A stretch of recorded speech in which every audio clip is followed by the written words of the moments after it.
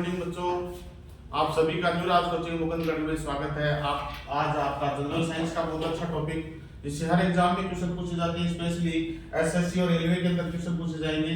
रक्त यानी ब्लड, इसमें आरबीसी, डब्ल्यूबीसी, प्लेटलेट, इनके ऊपर बहुत सारे क्वेश्चन आते हैं। कितनी मात्रा होती है या कितनी नहीं होती, इनका निर्माण कौन करता है, भ्रूण अवस्था में कौन निर्माण करता है, शिशु अवस्था में कौन निर्माण करता है, सबसे बड़ी आरबीसी किसकी होती है, सबसे छोटी आरबीसी किसकी होती है।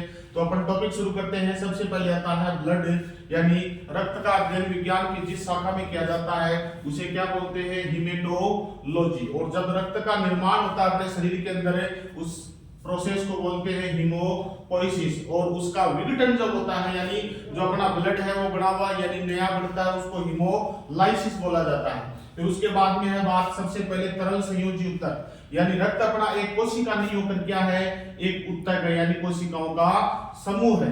और अपना रक्त क्या करता है, विभिन्न पोषक तत्वों एवं गैसों के परिसंचरण का कार्य अपने शरीर की प्रत्येक कोशिका तक पहुंचाने का कार्य करता है। चाहे वो O2 हो, CO2 हो, हार्मोन्स हो या फिर एंजाइम को पहुंचाने का काम करता है।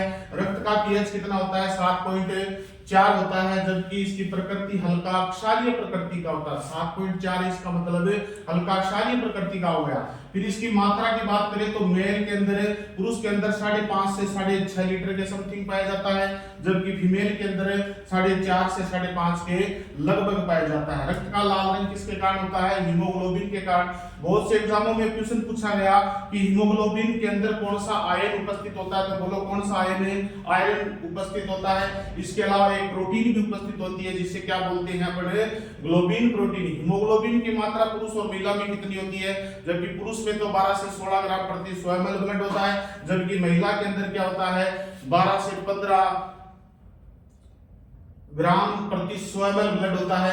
इसके अलावा बात अपन करें कि हीमोग्लोबिन यानी इसके कारण रक्त का रंग लाल होता है, ये पिगमेंट होता है जो कि अपने जिस प्रकार से अपनी त्वचा का रंग किस वर्णन के कारण होता है, मिलेनिन वर्णन के कारण होता है, उसी प्रकार से हीमोग्लोबिन के कारण अपने रक्त का रंग कैसा होता है, लाल होता है। दो आपको स्पेशल एनिमल याद करने पड़ेंगे, ये एक तो कीट है, एक ऑक्टोपस है, समुद्री जीव। कॉकरोच के रक्त का रंग कैसा होता है, सफेद होता है, किसके कारण, हीमोलिम्फ वर्णन के कारण। बहुत से एग्जामों में ये क्वेश्चन पूछा गया है। इसके अलावा एक और याद करना पड़ेगा आपको, ऑक्टोपस का रक्त कैसा होता है, नीला।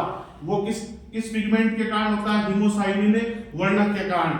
जहां कहीं भी साइंस में साइनिन नाम आ जाता है, इसका मतलब उसमें क्या प्रेजेंट होता है, कोबाल्ट प्रेजेंट होता है। फिर आगे अपन बात करते हैं रक्त का निर्माण।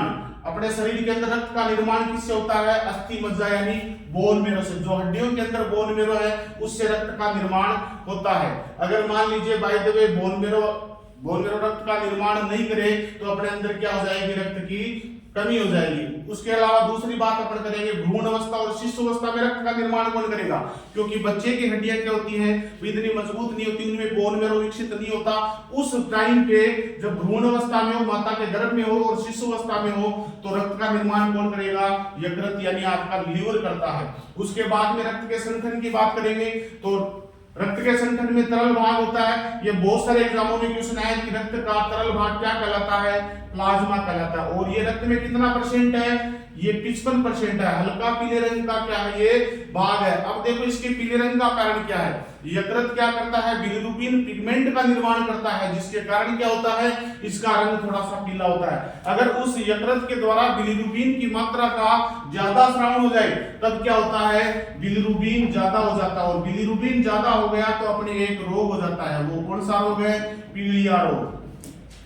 प्लाज्मा के अंदर अगर बिलिरुबिन पिगमेंट की मात्रा बढ़ गई तो आपको क्या है, पीलिया रोग हो सकता है। अब प्लाज्मा में बहुत बार एग्जाम में क्वेश्चन आता है कि प्लाज्मा के अंदर कितना परसेंट जल होता है, तो 92% क्या होता है, इसमें जल होता है। उसके अलावा विलेटोस में क्या है, इसमें कार्बनिक पदार्थ भी आएंगे, अकार्बनिक पदार्थ भी आएंगे।